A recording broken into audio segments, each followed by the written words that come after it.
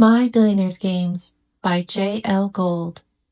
Level 4 and 5, Track 1 and 2, Ewan Sobisto is arrested in Midgard, and Huva Sibja receives a phone call. Level 4, 1 of 1, Sobisto is arrested in Midgard. Here we are in Chapter 4, or Level 4, and for the first time, we are on Track 1, and we are meeting the protagonist, Ewan Sobisto. And in typical superhero or hero of the story fashion, we meet our protagonist in prison, having been arrested for, is this his 4th, 5th? Driving without automation, or DA2, as they call driving analog, in Unity Society, outside of a drag race. Overall, I would say Level 4 or Chapter 4 is a relatively straightforward chapter. We are introduced here to a backwater region of little note called Midgard. As you may recall from Level 2 or Chapter 2, Huva Sibja, Ewan Sobisto's sister, lives in Joseberg. She lives specifically in a subregion or subdistrict of Joseberg called Nusora. Midgard, it's mentioned here in Level 4 or Chapter 4, has a population hovering around 10,000. The population of Nusora, the sub-region or sub-district of Joseberg, where Huva Sibja lives, has a population around 20 to 25 million. Hopefully, the huge disparity in population gives you an idea of just how insignificant Midgard truly is in the overall grand scheme of things on Pangaea, in Unity Society, in general. We also learn here in Level 4 a little bit more about the world. For example, Sobisto is given an automatically appointed court attorney. Driving analog or driving without automation is deeply unappreciated unless you are a drag racer.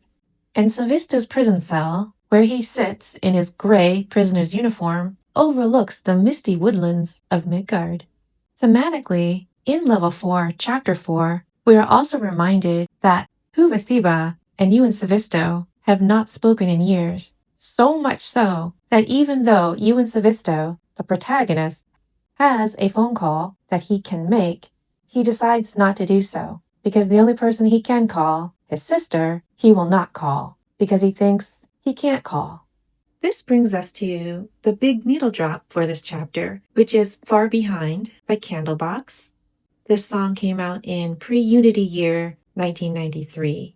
And even if you don't listen to the song or watch the video, the phrase far behind says something. It indicates something. And after having read Level 4 or Chapter 4, you see very clearly so many things here are far behind, left behind, backwards, maybe a bit of a backwater, maybe a bit separated from the rest of Unity Society, maybe a bit estranged from their existing relationships, perhaps. Certainly, Ewan Sobisto probably feels a little bit far behind or left behind. And if we consider Midgard in general and the way it's described here, we can think of it as being also a little left behind or far behind, say, the metropolis, the megaopolis, the cultural center of Unity Society, which is probably what Joseberg, the primary region or the capital region of the Unity government of Pangaea, probably is, versus Midgard, which no one is thinking about at all. And then we have the protagonist. Ewan Sobisto is so backwards or so stubbornly analog. This is his 3rd arrest for driving analog or driving without automation. And this time, there's a hit-and-run boost. The implication being not only did he drive analog, which is verboten, but he also was involved, allegedly, in a hit-and-run. It would be safe to say that Ewan Sobisto, inveterate Luddite, stubborn analog driver, living in a backwater with a population of 10,000 or so, more or less, is very much far behind. And then we come to Level 5, 1 of 1, Huva Sibja receives a phone call. Much like Level 4, Level 5, or Chapter 5, is really place setting for us. It's really giving us a little bit more about the world. It's relatively straightforward. So here we have the sibling receiving a phone call via the analog phone system, the Unity analog phone system, which is supposed to be for official use only.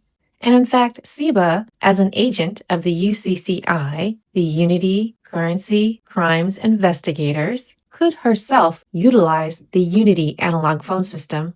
It may seem perhaps a bit unusual for such a technology-forward-seeming society to still have an analog phone system. By now, here on Level 5, or Chapter 5, we've seen calls made via call glasses, which we have today.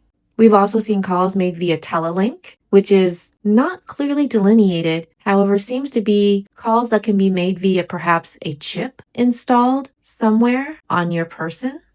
In the megapolis, or primary region, or capital region of the Unity government of Pangaea, we know that they have air cars, we know that they have air buses, we know that they have air trains, the implication being that traffic is in the air as opposed to on the ground.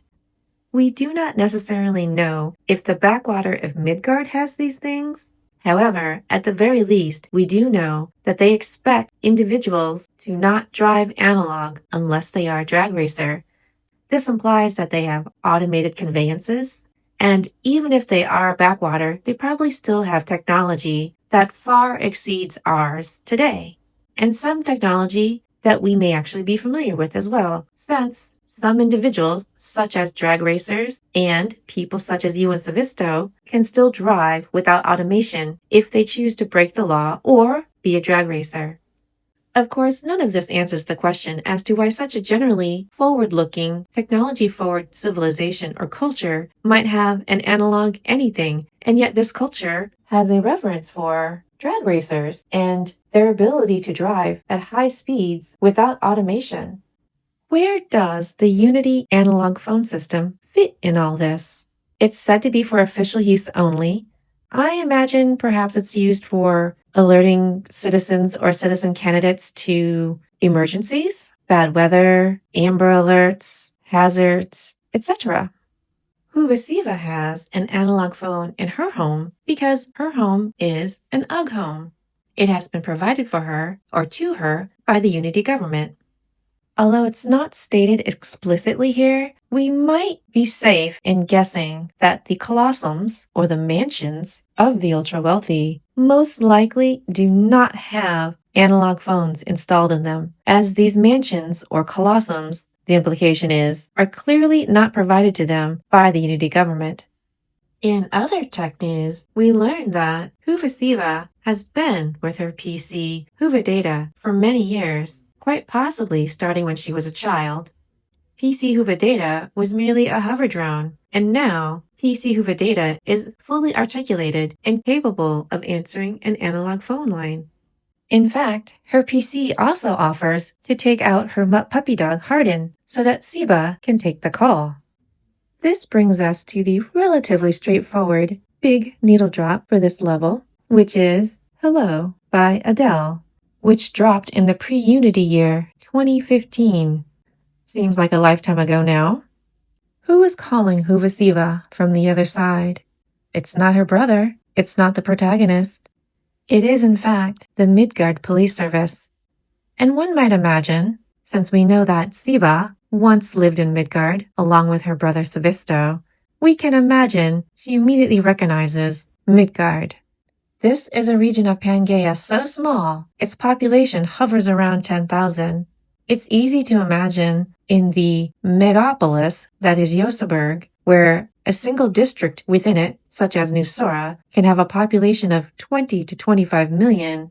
One can easily imagine someone from Joseberg possibly never having even heard of Midgard. But we know, we the readers, or the players of this game, we know that Sibja more than likely immediately recognizes what Midgard is when her PC hands her the phone and says, "The police are calling you." Sibja no doubt immediately realizes it's about her brother, her only living relative, with whom she has not spoken in years. To paraphrase the song, hello from the other side, indeed. Thank you so much for your time. I encourage you to like, follow, or subscribe. Do appreciate it. And All of the main chapters are or will be available via Reddit, and then the Apocrypha is only available via the book because it is very spoilery. But again, thank you so much for your time. In the name of fairness, please be well.